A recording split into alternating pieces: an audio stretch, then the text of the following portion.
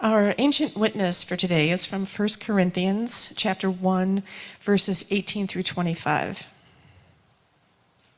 For the word of the cross is foolishness to those who are perishing, but to us who are being saved, it is the power of God. For it is written, I will destroy the wisdom of the wise, and the cleverness of the clever I will set aside. Where is the wise man? Where is the scribe? Where is the debater of this age?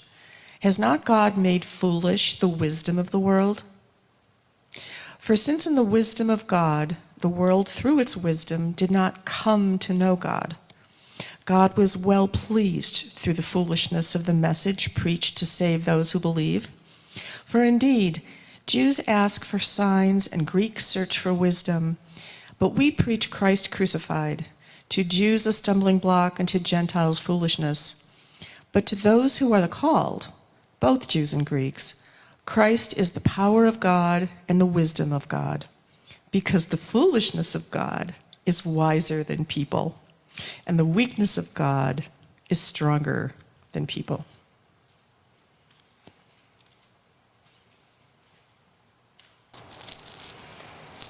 Morning again. And the foolishness of the pastor is not wearing something with pockets. I usually preach in robes. Anyway, I want you to take a moment and imagine the most shame-filled moment of your life. And then use that moment to define your whole life. Now, we have all done things that we are ashamed of. There are foolish things, really stupid things, even some really bad things, maybe even some evil things.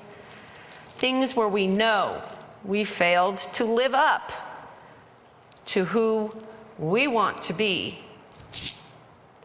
There have been times when we should feel ashamed, guilty for something we have done or left undone. This is why we confess at times our sin, because we have done and not done things we should.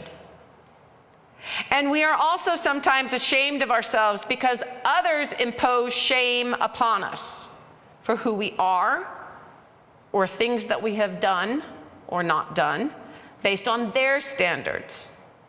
Again, there are times when these things should make us feel ashamed. And then again, there are times when those other people should just mind their own business. Shame changes from era to era.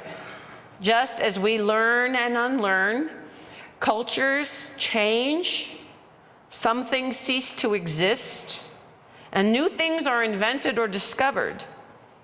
So when we feel shame, or try to impose shame on others, we need to ask ourselves for a moment, why should I or they feel ashamed? Have I really done something I should feel ashamed of and need to atone for? Am I ashamed because of failing God? Or am I ashamed because the world thinks I'm a kook? Am I ashamed because the world doesn't approve of who I am? So in Paul's letter, he's trying to convince the Corinthians not to feel the normal reaction of shame of the cross. This was a death that was dealt out to slaves and rebels. Ordinary criminals were not crucified. Crucifixion is one of the most horrific execution methods ever invented. And it also meant no proper burial or funeral rites. So it was a big deal to the people of that time. And the point of crucifixion, though, was not just to kill that person or group of people in a terrible way, but for it to be seen to be done, for it to be seen to be terrible by everyone who passed someone hanging on a cross, whether they were alive or dead. It was state terrorism. It was basically a billboard of the Roman world saying, don't rebel against Rome. And since probably most people were illiterate, we do it with people and pictures. It also meant that you had failed. You had failed in your rebellion, you had failed as a slave, and that it was really showing that you were a loser on top of everything else. Not the right kind of death for the Messiah, who was supposed to defeat the enemies of God and Israel. Here's Paul boasting about it, declaring it to be the wisdom of God, which is seen as the foolishness to humans. Crazy. I mean, think about today, what we might be the equivalent. I mean, not the terror of the crucifixion, but what we see as crazy foolishness, but actually might be not as foolish as we think it is. A crucified Messiah is just not what anybody had in mind, let alone Jesus being God in the flesh. That wasn't in their mind anyway. A God coming down to earth in human form, well, that was normal for the Greeks. Zeus, the Roman gods, they did that in the myths. That was what they did. So, but God experiencing what it was to be a real human being through Jesus, living, suffering, dying, no, gods don't do that. So Paul is showing them and us how God works in ways that end our prejudices and force us to rethink our ideas and faith and the world and God. And reimagining shame is a part of that. Because overcoming shame is part of the road to God and knowledge of ourselves. When we feel shame for actions, we are not forgiven. And we don't believe that God can forgive our poor choices, our lack of judgment, our wrong acts, or we think that God created us badly. Shame beyond that which forces us to seek forgiveness or acceptance shows hubris. Paul tells us that God forgives through the most shameful act of all. He's saying Christ died. He was crucified because of the world, but not because God thought he was bad. There are no limits on God's forgiveness. God raised him up to show that this was not the end. Jesus was crucified because he was a non-violent resistor of Roman authority. He refused to submit to the worldly powers either of the temple or the Romans. And he encouraged others to do the same. He would not run away, and he would not recant what he taught. He taught that love was the way, that peace was through justice, and that those whom society cast out were worthy of love and inclusion. Something that no matter who we are, we have a hard time accepting. We always want somebody on the outside.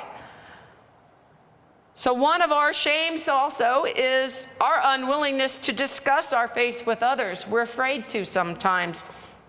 I don't know if many of you remember, in the 1990s, the UCC had a movement called the E word, evangelism.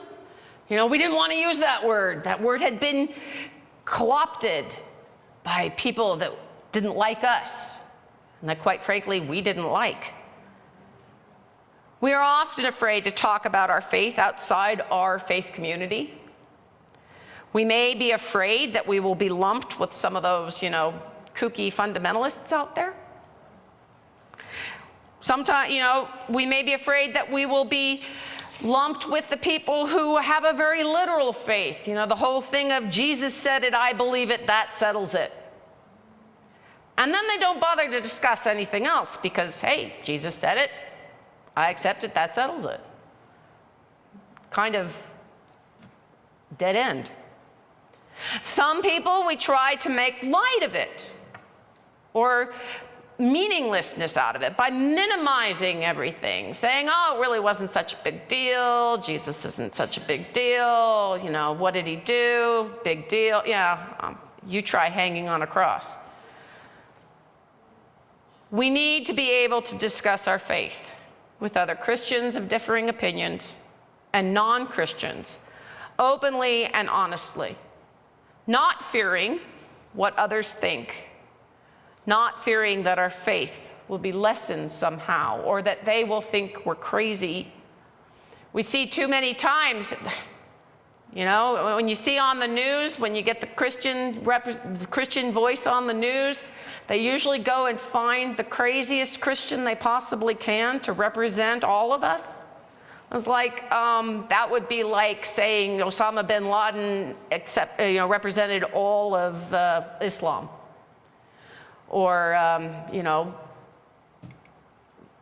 any of the people who are on the extreme fringes of any faith represent all of that faith. There are a lot of denominations for a reason. We should not be ashamed of the gospel. It teaches love, acceptance, nonviolence, and peace. What is there to be ashamed of in that? But it is foolishness according to the powers that be in the world. And sadly, too many of us kind of agree with that. We accept violence when it is promoting what we want, even while we deplore it. We accept the politicization of justice when we like the outcomes. We even accept the collateral damage of the innocent and all creation, when the primary goal is one that we approve of. But what Jesus taught is the foolishness of God, love. It's a stumbling block to most of us the moment it becomes hard or we become afraid. Jesus was willing to die rather than betray God, his faith, and his community. He dined with those who his society had cast out and welcomed them, loved them. Imagine the last person in the world you would want to have dinner with, and then realize that Jesus would gladly eat with them, welcome them, and love them, just as he would gladly eat with you, welcome you, and love you. The path of Jesus is the path of foolishness to the world, because it means we probably won't get ahead in the world. We might get hurt, and we can't hit back. And even so, it is the wisdom of God. We come to the table of Christ today to share the bread and the cup with all those who came before us, with all those who are sharing it today, and with all those who will come after us. We proclaim that everyone is welcome at this table, no matter who they are, no matter what they have done or what they have left undone.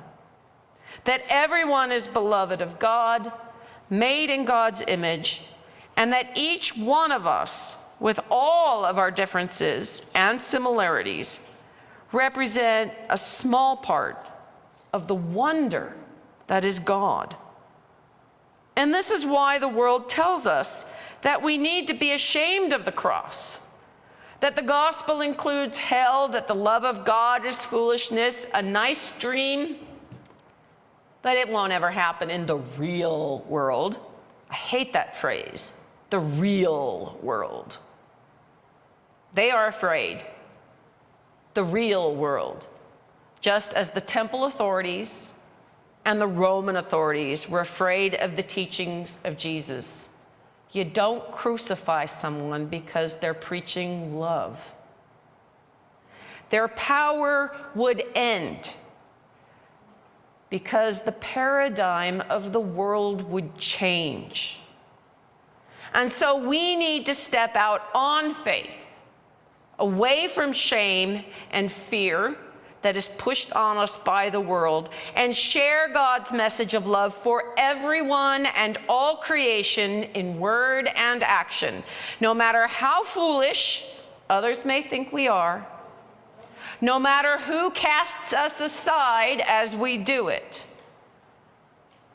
no matter if the people that we embrace reject us.